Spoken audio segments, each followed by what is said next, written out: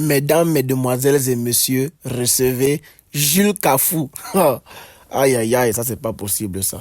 Salut la communauté foot, salut la communauté Barça. Voilà, débrief Barcelone contre le Real Betis ou le Betis Séville, ce que vous voulez, qui s'est soldé par un score de 5-1.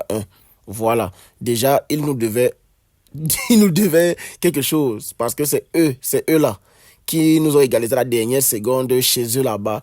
Et on a concédé un match nul, alors qu'on était en pleine course pour maintenir notre première place. Donc eux d'abord, ils nous devaient, on avait une dent contre eux. Et aujourd'hui, ils ont pris la tasse, oui, ils ont pris la dose, parce que, comme je vous ai dit dans un de mes précédents débriefs, cette équipe était fatiguée et à bout de souffle en novembre-décembre à cause des efforts qu'elle a fournis en début de saison. Je ne sais pas si vous êtes en train de voir ça maintenant, parce que vous voyez comment on est en train de donner la tasse à tout le monde qui passe. Barbastro, que tu sois en 3e division, 2e division, 1re division. Et les gars, le Gavi qu'on est en train de voir ces derniers temps, il sera très dur à retirer du 11. Même si c'est Liverpool qu'on prend maintenant, on va leur donner quelque chose. Parce que on ressent qu'on a retrouvé notre équipe d'antan. On ressent qu'on a retrouvé notre équipe de début de saison là, celle que peu importe l'adversaire, elle écrasait, elle avait envie de marquer jusqu'à même à la 120e minute, elle voulait seulement jouer pour marquer. Ce qu'on n'a pas vu en novembre-décembre, en novembre-décembre, cette équipe nous a montré un visage du Barcelone de Xavi. Mais contre l'Atlético, le dernier match de la fin d'année, on a vu quand même qu'elle nous montrait quelque chose de positif. Mais physiquement, ça n'a pas suivi. Le talent était toujours là, les idées étaient bonnes. Mais physiquement, ça ne suivait pas parce que le corps n'en pouvait plus de fournir autant d'efforts. C'est pour ça que je dis, pardon, tonton flic, s'il te plaît.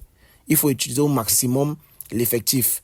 Déjà, quand on a vu la convocation aujourd'hui, on s'est un peu posé la question que mais qu'est-ce qui se passe avec Ansu? Déjà qu'on n'entend pas beaucoup de rumeurs parce que la seule rumeur qui était, c'est que le Séville était intéressé par eux. Mais comme ils nous ont combattu par rapport à l'affaire Olmo et tout, on ne veut pas négocier avec eux. Les rumeurs qu'on entend beaucoup plus, c'est par rapport à Araujo. Mais Araujo aujourd'hui était titulaire vu la blessure d'Inigo qui sera absent 4 semaines et tout. Et Ansu Fati n'a même pas été convoqué. En Super Coupe, il n'a même pas joué. Il n'était même pas sur les feuilles de match. Pourtant, il était quand même convoqué. Donc, qu'est-ce qui se passe vraiment avec Ansu? Ça se montre quand même, ça montre quand même et ça se voit que Flick ne compte pas sur lui. Mais est-ce que à ce rythme, il n'y a pas d'offre? Qu'est-ce qui se passe? Est-ce qu'on va le vendre? Est-ce qu'on va le prêter en janvier? Pour moi, Ansu Fati doit chercher à avoir une carrière hors de Barcelone.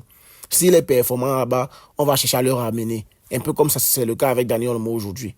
Voilà, donc aujourd'hui, c'était un peu déjà, tu marques, tu sors. Déjà qu'on a eu un Lamine Yamal, il nous habitue. Il nous a dit que cette année, il va marquer. Cette année, il est là pour améliorer ses stats de but. Et aujourd'hui, il a encore planté son but. Déjà qu'en premier mi-temps, on a un Koundé qui passe à 2 doigts d'un doublé. La dernière fois qu'on a vu un défenseur doublé dans un même match, c'était quand? Je sais pas c'était quand. Je sais pas c'était quand.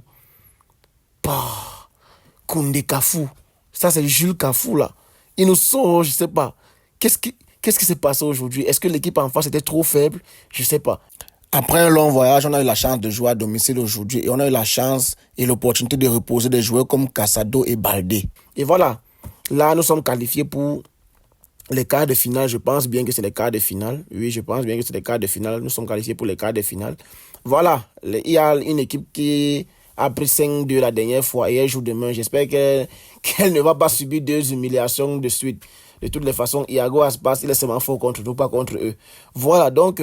j'ai pas grand chose à dire sur le match, à part le fait qu'on retrouve notre équipe qu'on a connue en début de saison. Et ça se voit que la pause de décembre a vraiment rechargé les batteries et elle est de retour pour conquérir sur tous les tableaux. Mais sauf que à un moment donné, vers mars, avril, il ne faut pas qu'elle rechute. Donc il faut utiliser l'effectif au maximum possible. Et ce que j'ai vu aujourd'hui m'a beaucoup plu parce que qui marque, tu marques, tu sors. Tu marques, tu sors. Va te reposer. Tu as déjà starté. Va te reposer. On n'a pas vu Lewandowski aujourd'hui. Voilà. Un match où Lewandowski se repose. Waouh. Ce n'est pas tous les jours qu'on voit ça.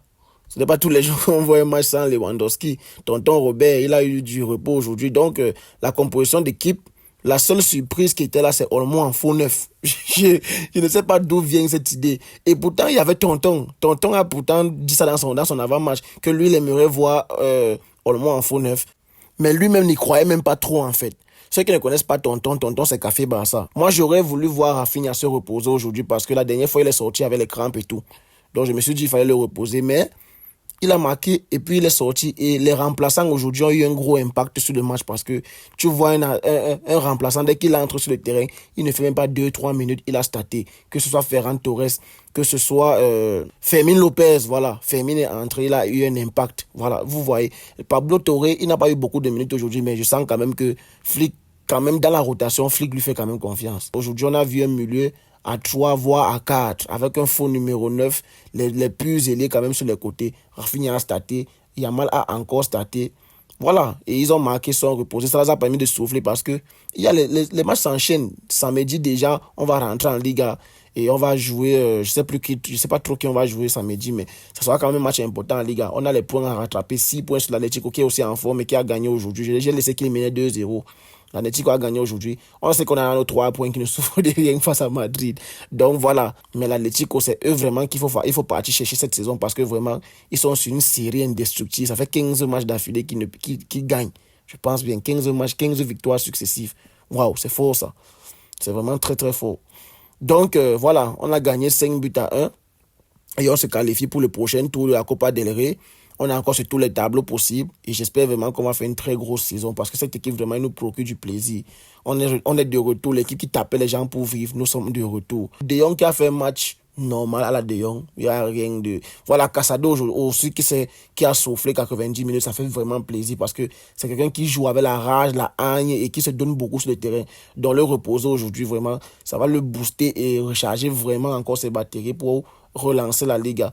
Voilà, Chesney qui n'a pas joué aujourd'hui, Iñaki Peña qui est de retour dans les buts. Voilà, donc ça va aussi lui permettre de reprendre le rythme parce que les échéances importantes arrivent. Il faut sécuriser la qualification dans le top 8 en Ligue des Champions. Et surtout, il faut maintenir le cap, voire repasser devant en Liga. Voilà, donc c'est tout ce que je voulais dire aujourd'hui. Pas grand-chose à dire sur le match.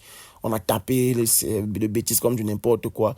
Gestion d'équipe parfaite, coaching parfait, voire même coaching gagnant avec le but de Ferran Torres. Voilà. Donc les gars, sur ce, on se dit à samedi pour le débrief en Liga.